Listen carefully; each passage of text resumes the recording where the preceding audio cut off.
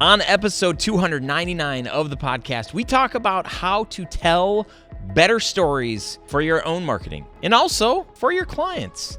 We talk about process and how it can be one of the most powerful tactics that you use when creating effective marketing videos, and then also different universal themes to pay attention to as you are story finding, as well as the importance of creating entry points for stories to help engage with as many people of your target audience as possible. What is up, friend? Hey, I am Ryan Coral from Studio Sherpas, and this is the Grow Your Video Business podcast, the show for corporate and commercial filmmakers where we talk about the business of production. We cover topics like sales and marketing, mindset, and the processes that it takes to run a successful and profitable business, things that I have implemented and done in order to build a 7-figure video production business. If you've been trying to hit 6 figures consistently in your corporate filmmaking business, then I've got a free gift for you. It is my 6-figure filmmaking workshop where I share the 3 things that I have done to build a profitable business over the past 17 years. It hasn't been perfect. It's actually been ugly at times. But in this workshop, I share with you 3 things that I think can really, really help you. You can grab that workshop or get access to this on-demand workshop by going to studiosherpas.com/workshop. I'll slow that down. studiosherpas.com/workshop. On today's episode, I interviewed Margot Leitman, and we had a blast. Margot is the author of the best-selling book, Long Story Short, the only storytelling guide you'll ever need. Also, What's Your Story? And Gawky, Tales of an Extra Long Awkward Phase. So that's 3 books. Super impressive. She's also writing another book. She has written for DreamWorks TV, the Hallmark Channel, and the Pixel Network, and has worked for This American Life as the West Coast Story Scout. She is the founder of the storytelling program at the Upright Citizens Brigade Theater and is a 5-time winner of the Moth Story Slam and a winner of the Moth Grand Slam, receiving the first ever score of a perfect 10. She travels all over the world teaching people to tell their stories. The Moth. If you've never listened to The Moth before, you are missing out. And the fact that she got a 10 is incredibly impressive. I'm very, very excited about my conversation today with Margot. If you're ready, let's dive in. Margot, welcome to the show. I'm so happy that you're here. Thank you for having me. So first off, congratulations on your accomplishments. It's super fun. It is kind of like one of the fun things I like doing as I have guests on and seeing the impact, the opportunities, the accomplishments. It's pretty impressive across the board. But I just want to say for you in particular, my wife and I are huge fans of The Moth, and Cool. you know, when I got... You have it there in Detroit. Yes. Live. Yeah. Yep. Yeah. And we've been, and it is just one of the most incredible things. Yeah. Laugh, cry, just the all the emotions, all the feels. And the fact that you got the first ever perfect score, I'm just like, that is like mind blowing. So first question is, where did you get the audacity to feel like, because I feel like I've got some pretty good stories, but I'm always like, man, to try to submit and to try to think that it might, get accepted. And then here you are like getting the best of score. Like, where did you get the guts? Like, did somebody say like, oh, you got to share that story? Or did you just feel like, no, this is a good one. And I feel like it's going to go great. I think I tell stories a lot socially. So then I'm not trying to use my friends as an audience, but if I find that there's something I'm telling a lot and people love or ask me to tell again, I can usually gauge that might be something that would work on a stage, so those are the stories that I like, that people are like, oh my gosh, tell that about that time something happened. And then I'll, bring it in. So but I certainly don't go in being like, this is a big hit. I know it's going to be great. Like, I don't really think that. I'm always pleasantly surprised. Yeah. If anyone does. But yeah, there was a period where I told so many stories on stage at the Moth in New York. That I started to get in a groove and know that if I basically kept it on certain topics, like my unreasonably giant growth spurt as a kid and things within that era of awkward preteenness was where I was really landing with good stories that people liked. Oh man, that's funny just even to think about. So yes, I can see how that could just be a winner. Is that what the kind of like what the one that you won big on was about? I mean, because I was 5 feet tall when I started fourth grade, and then I was 5'6" by the end of fourth grade. Oh my And like gosh.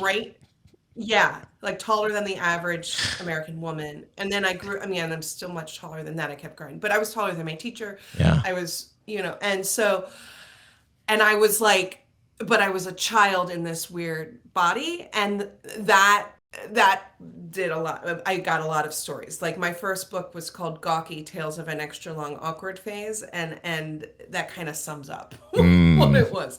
And I keep joking that there's not a lot of pictures of me at that time because remember, like back in the day, we didn't take pictures all the time, and my parents were like, "Let's just put away the camera for like 3 years." We'll take it back out when she's doing better. We'll save our film for. Oh my gosh! There's like very little evidence of that time in my life too. So your poor parents. I mean, I know how that feels, or how that could feel. Like, oh gosh, let's just pretend like we don't have a camera. Let's just not like make her remember this time.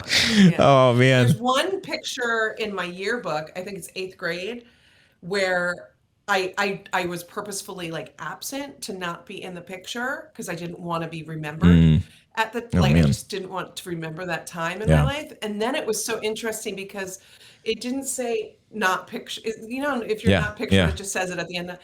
There was just a blank space and then my name. Like they put and I was like, yeah, like that's how I feel. Like the blank space. Like they had a blank empty box with no photo in it and then it said Margot Leitman underneath. And I was like, right, that's what I want. So that's funny. Take me to the moment where you realized that you were a storyteller. Oh gosh. I would say sometime in college. Yeah. There was 2 points in college that I really felt like, oh, I have an audience wrapped here. One was after I did some internship over Christmas break senior year in New York City. And I had this crazy story of this day I got lost in Queens on a costume run for a play. And I remember telling this story to a bunch of my friends and just like having like them, wrapped with attention and feeling like, oh, what is this? Yeah. And another time was in college when I'm bringing out all the hits here. When my foot got run over by a car by my high school ex-boyfriend, and I came back to ballet class like on crutches, and they're like, "What happened?" And then I remember like telling the ballet class on the crutches about how I got this injury, and I remember also having this ballerina staring at me and laughing, and I was like, "Oh, what's this? Like, this is a fun thing." Those are 2 moments. So it was both in college, so that I felt that I maybe had a knack for it. But I mean, it took a while to figure that out after. So, what does your work look like today? Like, what do you do? Obviously, you're an author. You've got books. I imagine you're coaching people and helping them tell better stories. Talk a little bit about what you're doing professionally. So it changes every week. It's wild. I did not expect. So in 2015, when Long Story Short came out, the book that really took off about storytelling. Yeah. Basically, I had to stop everything else I was doing because so many inquiries were coming in. So basically, what I do now, it varies, but I do a lot of coaching. Like the last 2 weeks, I was coaching someone who's a pretty well-known person who was launching a podcast, for example, and they didn't know how to tell stories. They had been working in other fields. So I worked for 2 weeks with this person, for example. I run a writers group every Wednesday. I work in very non-traditional settings, teaching storytelling, like companies and places that you wouldn't expect that I go in, and and that's where I make the majority of my higher priced things, Yeah. is going to some sort of company or organization you would never expect needs to learn how to tell stories. And I go in, or I go online and I do workshops and teach them the fundamentals of how to tell a story. And then they incorporate that into their business. That's the main bulk of my business. And then I'm working on my fourth book right now. Very nice. So have you at this point, have you figured out like, because I feel like if I was going to write a book, I would have to like literally just like, okay, nobody talked to me for 6 months or whatever. Let me write this thing. It sounds like maybe you kind of know how to juggle teaching, coaching, plus writing a book. I do, but all of my first 3 books were nonfiction. So here's a little like book lesson for anyone interested, is that if you write a nonfiction book, you write a book proposal, very detailed, and then if it sells, you get paid to write the book based off of that proposal. Okay, so it's very easy to be motivated. If they sell you won't be paid unless you turn in the book. Right. So that's how I was really motivated with my first 3 books, which was like, I'm not going to get the other half of my advance unless I do this. Okay, so now my fourth book has been a fictional book, so I have to write the whole thing first and then get paid. Oh my. So that's what's been hard. Yeah. Yeah. Wow. Gosh. Yeah.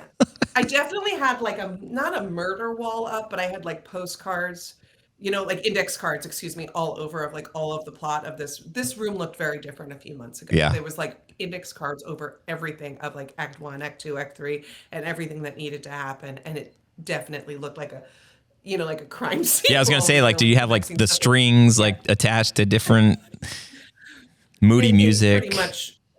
It was getting close to that department. Like it had to be moved to another wall that no one could see in the back of Zoom calls. Oh my gosh, that's amazing. Yeah.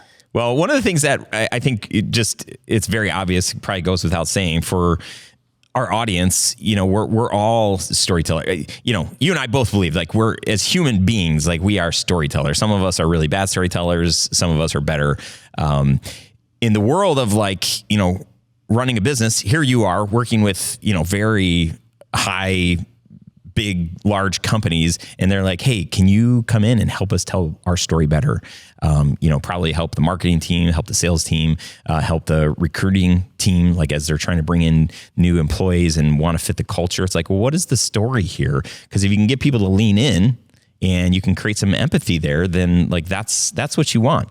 So for us, as we're trying to grow our businesses, we need to be better at telling our own story, right? It's like I was going to say the carpenter can't make shoes for his kid, but the cobbler, how about that instead? It's the same thing, right? We spend all of our time and energy with our clients. So regardless, if we can become better storytellers for our clients, then that will probably hopefully overflow into our own businesses and brands. Or if we focus here first, then we can, whatever. Regardless, I would love to just like dive into some very practical things that you would say, like, hey, to be like some of the components of story that you need to be thinking about, whether it's your own story or your client's story. Where would you start? Yeah, I would. So gosh, we'll start with how can I tell this in. I always say concisely is a big thing to start with. How can you get the most amount of information out, but in a short amount of time? So a big thing is to not over explain. I would say. So kind of like that question, like that 8-minute long question that I just gave you, like, don't do that. Like, no, it's just, I mean, something I say a lot is, and a lot of people say is trust the intelligence of your audience. Like we get it. We get it. Yeah. You don't need to over-explain it. Yeah. And also, you have to leave room for interpretation, which is that someone may be taking a different message from what you're saying that is relevant to what they're working on. So I give examples of this a lot, but like sometimes I see a piece of art and what I felt from it is different from what somebody else felt from it, but the two of us both enjoyed it and had an experience with it. So that's why I feel like when there's a lot of over explaining that goes on in storytelling, and it doesn't leave room for interpretation, which is really challenging for the audience to not feel insulted by that. Like they have like a little kid having something spelled out to them. I would also say to not spell out the moral or the too much. I get it. In the corporate world, we do have to drive home a point, and I understand that. But there is a lot of ways that you could do that in a more creative way rather than saying is the moral of the story is the literal phrase of that. People say that a lot. Or the takeaway is, or what I learned was, and these phrases are very childish, and again, have faith that what you have said will stand on its own. Mm-hmm. Another thing is, especially in non-traditional storytelling, like in a corporate or a business storytelling, is to not over rely on visual aids.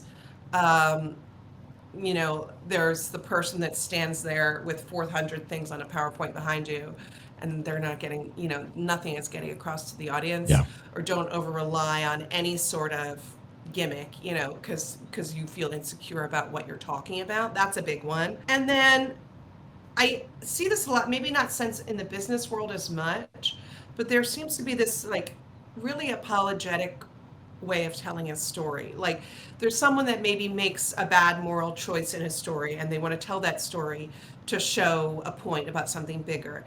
And they'll really hit, now I know it was wrong and I should have never done that, and now I would never have done that, but here's what I did. I can't believe I did that. I'm such a and it's like, or you can say, I did this thing, and let that sit for a moment, and then go into like what has changed from you from making a poor choice in your life. That's what we can tap into a lot. So I see a lot of very apologetic storytelling, and sometimes it just feels like, let it sink in first so we can feel what you felt at that moment, and then you can tell us how you cleaned it up. Yeah, that's really good. I think forcing the listener or the watcher or whatever to have to sit, because then it allows us to kind of draw our own conclusions versus like, okay, like they're obviously, if they're going on and on, it's like, okay, they're obvious. I get it. But even, my wife will watch something and we just finished a show. I'm not even going to mention the name because I was just like, that was so dumb. It was a short, like 7 episodes, and I was just like, it was really dumb. But like right at the end, we both were sitting there because there was this moment, and then we talked about it afterwards, and we both felt different. Right. And had the main character gone on and, not left that breathing room. I'm hearing what you're saying. I agree. I think that's good. Yeah. I mean, when you watch something, even, you can use TV or film as an example. You watch something with someone and they take something totally different than you did. That's cool because you're talking about it and you're having a conversation about what you felt and took from it. But when you over-explain something, you don't leave any room for something to marinate in a person after. To me, it's like, have you gotten an emotional response from your audience? Then you win. If you've gotten left no room for a response, that's not, that's not effective storytelling at all. Yeah, that's huge. The point, I think, as we call them brand films, brand stories. The point is to get to create that connection, to create that emotion so that the audience, the viewer, feels something. So when we talk to a client and we're like, hey, yeah, you guys, it sounds like what you're describing, you need a brand film. That's, and they're like, okay, that's cool. How much does that cost? And, oh, that much. Like, wow. Okay. Well, how can we justify, like, what's the ROI on a brand film? And it's really hard to put dollar amounts on a feeling, because there's no like bold call to action, right? You don't watch a brand film typically, and at the end it's like, so call us now. Here's the number. It's like, wow, you see this like powerful like moment or this 2-minute, 5-minute thing or whatever, and the idea is that it makes you feel a different way. It makes you feel hopefully in line with the brand, and for you to have empathy for the brand and to say like, yeah, this is a brand that I like and I support, and that was powerful and that moved me, or I just liked it. It made me feel good. That's great. It's like when you get a new website, like, well, or a new logo, what's the ROI on that? It's like, the point is it's to create a feeling and an emotion. Yeah. it should give confidence to the people, like the sales team that has a brand film or that has a sweet new logo, for them to go to market and say like, hey, watch this, because they're so proud of it and they're so excited, and they feel like after they watch it, they're like, man, I should be asking, our service should cost way more, because look at this, look at what we do. Like these are the moments that we create for people. Like, you should pay a lot of money for this, but we only charge this, but I'm so excited about it. And like, it's different explaining that. And it took a long time for me to realize that when we're creating these emotional pieces, that it's not about the ROI is it's all about a feeling that there are plenty of videos that you can create that have a straight up call to action. The point of this video is to get somebody to sign up to your email list, or to get you to call and have a discovery call with a salesperson or whatever. But some pieces, it's okay if it just makes a person feel a certain way. Yeah, and I've seen, there are some brands that do that really well with the story of their brand specifically. I've seen some good stuff with Nike, has done some really amazing things with their brand and amazing brand storytelling. I think Under Armour has done pretty great brand storytelling. I think the story of Spanx, like the women's compression garment, is an unbelievable storytelling. So it's like, I look at people ask me all the time, like, who are your favorite storytellers? And yeah, I love David Sedaris, I love Tig Notaro, but like, I also love some of these brands that have done it really, really well. I mean, the story of the Spanx, about this girl who used to cut off the bottom of her pantyhose to wear just the top so she would look thinner, and then it becomes this billion-dollar thing. Like that's part of it. So then when you're buying this product, you feel like you're a part of the story. Like with the Harry Potter books, people really harp on J.K. Rowling's, struggles with finances when she was writing the books, that she was so broke when she wrote this, and this single mother. And then so people, every time they buy a book, they're like, oh, I'm helping out this she's no longer a struggling person. But in their head, it's like, oh, so it's been interwoven with the brand. And I just love that. I mean, I always are like, people are like, what should I watch or read to learn about storytelling? I'm like, go watch Shark Tank. Like, the people that tell a good story on that get a deal. And they're like, you have to combine emotion with facts, with heart. Like, I mean, it's like the greatest example of storytelling on television you can watch. Yeah. My friend Graham, I was listening to, he's got a podcast, and I was actually listening this morning, and part of his story, he's built $2 million businesses, and but it didn't start out like that. He started on food stamps, and he and his wife and his new baby, they were on food stamps for 18 months. But he was committed to like doing this business, and they made barely any money, and so for the longest time, like, he was being featured in different articles and whatnot. And then somebody had heard like, hey, did you say that you were on food stamps? And that kind of became a thing where he didn't want to talk about it really. He was a little embarrassed by it and was just like, just like, I don't think that's helpful. But today he's like, what I realized through these different editors and stuff that I was working with is they're like, everybody loves an underdog. And so to know that like you were there and now you're here, like that gives all of us hope, right? It's a beautiful thing. Of course. I mean, the underdog story is manipulated I don't mean manipulated in a bad way, but like, really, it gets us to root for people and things that we would never, like Tom Brady is an underdog. Yeah. Not, even though he's this like gorgeous, amazing, just perfect in all ways. Yeah. To a supermodel, but he's an underdog because of his age now, right? So we're like, oh, let's. I mean, it's like insane. Michael Phelps is the greatest swimmer. He is the person that is the best at his sport ever. But he's an underdog because he has anxiety issues. Yep. Do you know what I mean? So when people add a little bit of vulnerability into their story, what happens is everybody roots for them and comes on board. But a lot of people in business are very scared to add any vulnerability because they see it as a sign of weakness. Yeah. And then you can think of 20, 30 examples of times that vulnerability has worked to advantage. That's why I talk about Nike. They really used people turning on them over Colin Kaepernick as into their story and wove it in and created this amazing underdog story around that, which I thought was really powerful and necessary, in my opinion. So it's like they took that and they used it as an underdog story of their brand. Yeah, that's cool. Well, I would love to, like, are there any parts and let's just think, you probably have a way that you teach this, and it probably correlates, I would think, to video. So don't feel like you need to, use the lens of video, for lack of a better word there.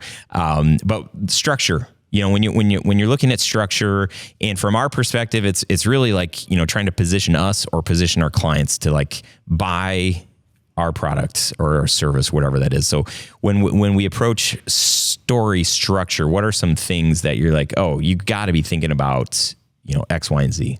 Okay, very simple. Arc, beginning, middle, end. There are many people that have only beginning, and I'm like, where is this going? This is all intro. It should be the shortest part of it, the intro of the backstory of what you're telling. And then what the middle of it, the meat of your story should be something that has changed or affected you in some way. And within that middle part, there should be conflict. It should rise to some sort of climax. And then there should be some sort of resolution. And then the last very tiny part should be some sort of a conclusion. And within that conclusion, it should not be, that's how I learned not to be scared of strangers, or whatever that is. Like, let's not have a 4-year-old's conclusion at the end. Let's have a real, solid feeling at the end of it. But the thing is that I find is that when I say it should have a beginning, middle, end, and people are like, yeah, I know it. I'm like, no. I've worked with this point with thousands of people. Yeah. And what happens is people come in and they say, my family's so crazy. My uncle's this, my aunt's this, my cousin's this. Thank you, good night. And I'm like, where was the story? It was a list of different things. I never got invested in anything. I never felt like it took off, and that I was in a real story with a beginning, middle, and end. So a lot of people just do listing and they never get to something. So I don't want to hear that you are bad at dating and here's 5 bad dates you've been on. I want to hear about the worst date you've ever been on in great detail. And that's a story. And that's the big mistake that most people that come to me make, is that it's a list, it's highlights, it's musings, but it's not a story that you can get invested in. That's really good. When you are pitching yourself, I would imagine, and you'd be the worst ever if you just said, I don't use story to sell what I do. So when you're sitting across from a big business and they're like, okay, Margot, we've talked to a couple of people. We really want to invest in our own storytelling and do better at this. So why should we use you? Like, what do you just tell a bunch of jokes? I say I've worked with all different types of people and gotten the most unlikely people to be amazingly powerful at storytelling. I've gotten companies on the cover of magazines that the year before were about to fold, and had massive layoffs, and then the next year are on the cover of their trade magazine as the leaders in it. I've gotten companies to completely change their ad campaigns because they were going about storytelling completely in a wrong way. There was one company I worked with that was going for storytelling in a scare tactic way, and I was like, I turn off your commercials because they scare me. Yeah. And I was like, can we try it? And literally they changed the tone of things, and it worked so much better. So I think is that I have really seen massive results of people. I worked one-on-one with someone that had recently had a New York Times #1 best-selling book that helped work with this person on telling their own story, and eventually, became the #1 best-selling book in the country for the week. So all types of things, like I see results, tangible results, and I can work with any type of person or company to get them to be able to tell their story better. And I have seen it all. I have worked with skincare companies to tell their stories better, to lawyers, to scientists, to actors, to filmmakers, to librarians. I mean, you name it. So I love that. I don't know if that's too long, but that's probably what I would say. No, yeah. I mean, yeah, that makes sense. And I feel like the story of how you've helped people write their stories, like that makes your story great. It's like, oh, okay. Like, can you do that for us? So what would you say? Also, yeah. Oh, go ahead. Go ahead. No, you. I was just gonna say it's also about like creating your own job. I mean, the story I tell the most is about how, like 12 years ago I was in New York and I said I wanted to work in storytelling, and my business manager was like, "Well, that's not a job, and I don't think you can do that." And I was like, "Well, I'm going to make it a job." And he was like, "I really think it's a horrible idea."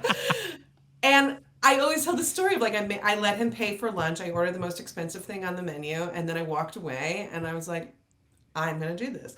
And it motivated me so much that one person looked me in the eye and said, "You can never do this." And I think about that like every day of my job. So that's the thing I tell the most is that like it really stayed with me. Mm-hmm. I love that. That's good. One of my favorite stories, I was in I can't remember if I was in first grade or second grade. I had the same teacher in both years. It was Mrs. Weller. Okay. And when we would finish a project, we would get like free choice. So we could write a story, we could play a game. I don't remember what the other things, those were the two things that I was always drawn to. And so I would write and illustrate these, 4-page stories that probably had like 14 words total. And I would always ask her like, can I read this to the class? And she's like, absolutely. So, I read, I don't know how many, whatever stories, but I remember this moment. I mean, I see the classroom. I know where the desks were at. I know where Mrs. Weller was standing. And she had told the class, boys and girls, one day Ryan Coral is going to be a storyteller. And like that, or maybe she said author. I think she said author. That stuck with me that was almost 40 years ago. And yeah. I had reached out to Mrs. Weller probably a decade ago. And I just said, I tried to find her on Facebook. I sent her this message on Facebook and I just said, Mrs. Weller, you said this thing to me and it stuck with me. Like I couldn't shake it. I didn't know what to do with it all through, school, even in college. And here I found myself with a video camera after college and found that, I really cared about people's stories and I wanted to tell their stories. And I'm like, oh my gosh, this is what Mrs. Weller she said that. Wow. And it wasn't like 4 years later where she finally received the message because it like went into her like spam or something somewhere. And she's like, oh, Ryan, that's so great to hear. But I was so happy that she got the message. And that's kind of one of my favorite stories. Oh, that's badass. I love that. Yeah. And that's all the time we have for today. So goodbye, folks. Just kidding. We're getting close, but I would love to know, you're sitting with a business and you're like, man, you guys need some work. What might be the most, like with most of the businesses that you're working with, like what would be one or two things that you're constantly like trying to help them with? I think it's to reach a wider audience more effectively is the biggest thing. Is like, how do we get the everyman to understand our story? I would say is what I'm working with the most in business. How do I get someone that isn't exactly in my shoes to understand what I'm trying to say here? That's what I would say. Yeah. And then what do you do? Like how does one, because for me, our whole thing is like, okay, niche down, really focus, figure out the industry or the kind of people that you want to work with. And once you figure that out, then it's like, then you can turn on all the marketing things and try to reach as many of those people as possible. So what's the next step for them?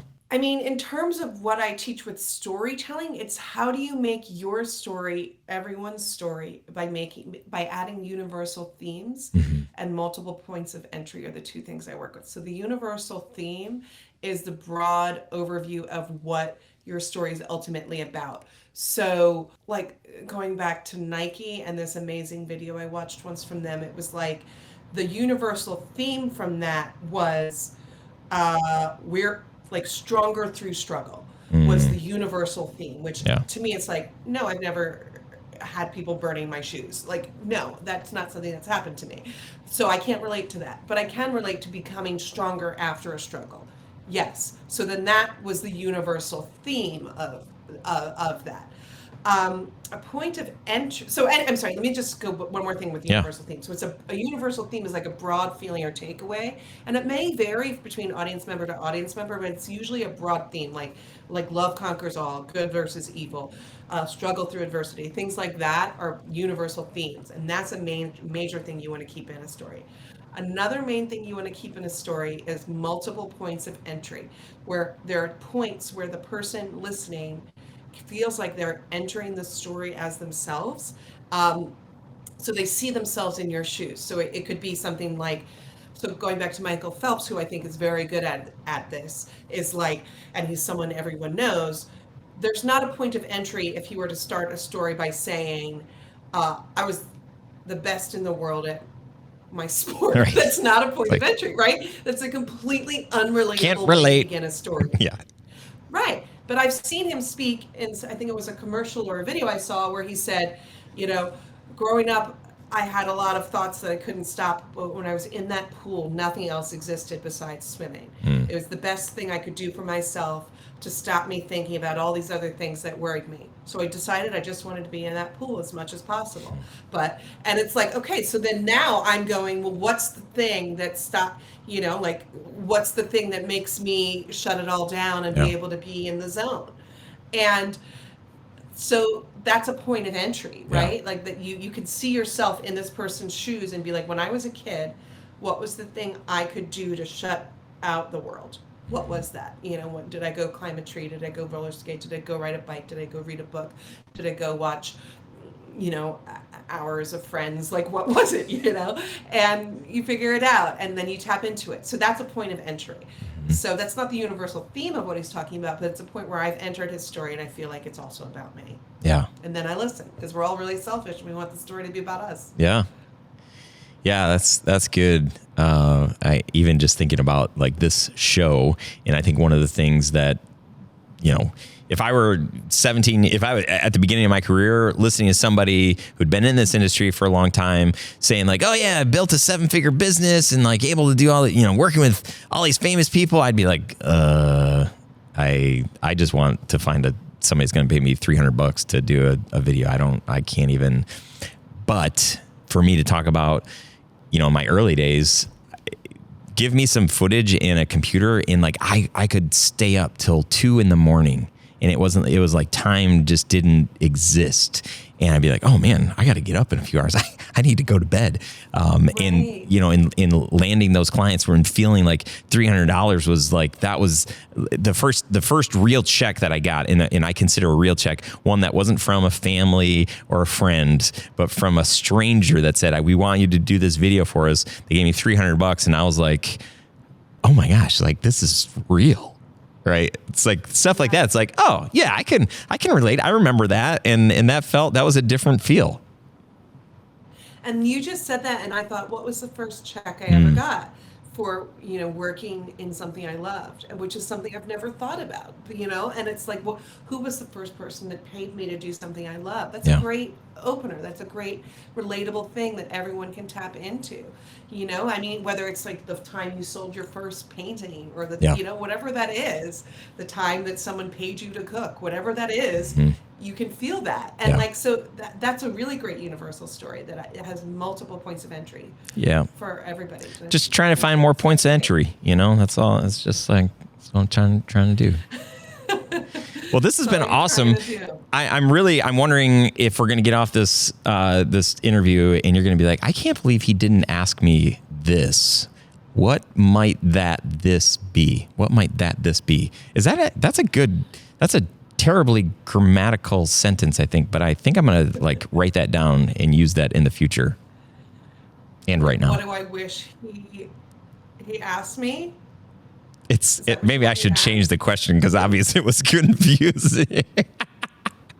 I think this is something I'm going to say. I don't know if this isn't a question, but this is something that has been on my mind lately. I've been realizing is that, process matters so much. And we are really a results-based world that only wants to hear about the results of things. Yeah. We have a vaccine for COVID. That's a result, Right. but the process is probably where the story is, and what's interesting and what's relatable in that. So I do think that people shy away from talking about process and only want to talk about results. Yeah. But what the world really taps into is the process of getting there. So don't forget to include your audience in on the process of how you got to the successful result, because that is what we can tap into. So that is what I wish you asked me. Yes. That is what you wished I asked you. Did we do it right? Margot, that was perfect. And what a good response. Like, yes. It's something I think about all the time.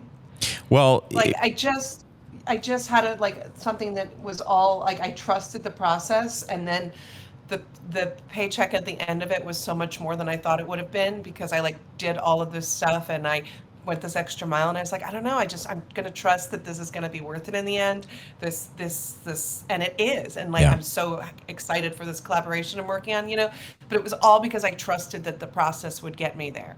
So I think that that's one thing, is that we have to put a little faith in that. Well, the process, that to me, that seems like the relatable point of entry. It's not the final thing, right? When we share a film online, let's say we share a film and then we share behind the scenes, the making of just crappy iPhone photos of us on set. Typically, what gets more engagement and more comments, unfortunately, is not this amazing film that we did for this client that costs, all sorts of money. It's people are just interested. They're like, wow, okay, I can see how they did that, right? It's relatable. It's everything that you're saying. That's where most of us live. They see this thing and they're like, oh gosh, I could never create that. Or maybe I could, and I could do a way better job. But to see how they did it, it's like, oh, okay.